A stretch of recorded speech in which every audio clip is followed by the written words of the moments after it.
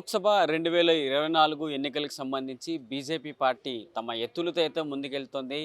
అభ్యర్థుల ప్రకటనల కోసం కసరత్తులైతే చేస్తుంది.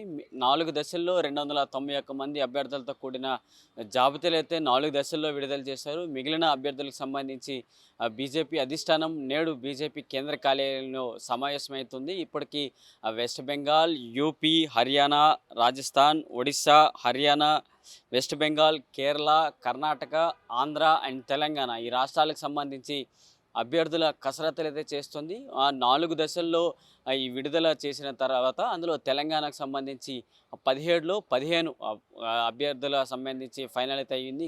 మిగతా 2 స్థానాలకు సంబంధించి వరంగల్, ఖమ్మం ఈ 2 స్థానాలపైన ఇంకా ఈ కసరత్తులు అయితే జరుగుతుంది. అక్కడ కొత్త ఆశావాహుల పేర్లు కూడా వస్తున్నాయి. సో ఈ నేపథ్యంలో ఈ 2 నియోజకవర్గాలపైన ఇప్పుడు ఒక కాన్సన్ట్రేషన్ ఈరోజు చేయబోతున్నారు. మరోవైపు ఆంధ్రప్రదేశ్ రాష్ట్రానికి సంబంధించి మాట్లాడుకున్నట్లయితే పొత్తుల్లో భాగంగా 3 పార్టీలు కలిసి ఎన్నికలకు వెళ్తున్నాయి.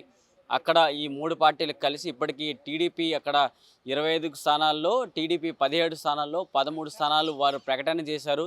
బీజేపీకి ఇచ్చిన 6 స్థానాల్లో ఇక్కడ ఎవరి పేర్లు ఇప్పుడు తెర మీదకి వస్తాయన్న దానికి స్పష్టత అయితే రావట్లేదు. పురంధేశ్వరి ఢిల్లీలోనే పెద్దల్ని కలిసి ఇప్పటివరకు ఆమె మాట్లాడి వెళ్ళారు.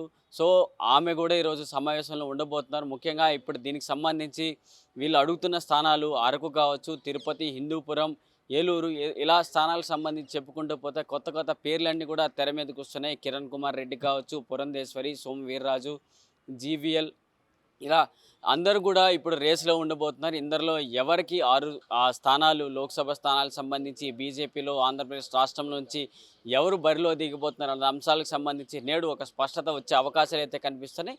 ఇక దేశవ్యాప్తంగా ఎన్నికలకు సంబంధించి మిగతా రాష్ట్రాలపైన ఒక ఫోకస్ పెట్టుకుంటూ కూడా ఒకవైపు బీజేపీ పార్టీ వెళ్తోంది. మరి తెలుగు రాష్ట్రాల్లో ఈసారి ఎలా అయినా ఆంధ్రాలో తమ పంజా విసిరేందుకు కూడా బీజేపీ కసరత్తులైతే చేస్తుంది. దీనికి సంబంధించి కేంద్ర ఎన్నికల అధికారులను కూడా బీజేపీ పార్టీ తమ ఇన్ఛార్జీలను కూడా అక్కడ ఏర్పాటు చేశారు. ఇద్దరిని కూడా అక్కడ రంగంలో దించారు. ఎటువంటి పార్టీలు ఎటువంటి ఇబ్బందులు రాకుండా ప్రతి ఒక్కరూ ఒకే ఏకతాటిపై ఉండే విధంగా అక్కడ ఇన్ఛార్జీలు కూడా ఏర్పాటు చేస్తారు. సో ఈ నేపథ్యంలో ఎన్నికల్ని దృష్టిలో పెట్టుకుంటూ కూడా బీజేపీ పార్టీ ఆంధ్రాలో ముందుకెళ్తోంది. సో ఈరోజు సాయంత్రం జరగబోయే బీజేపీ కేంద్ర ఎన్నికల కమిటీ సమావేశంలో జేపీ నడ్డా అధ్యక్షతన ఈ సమావేశం అయితే జరగబోతుంది.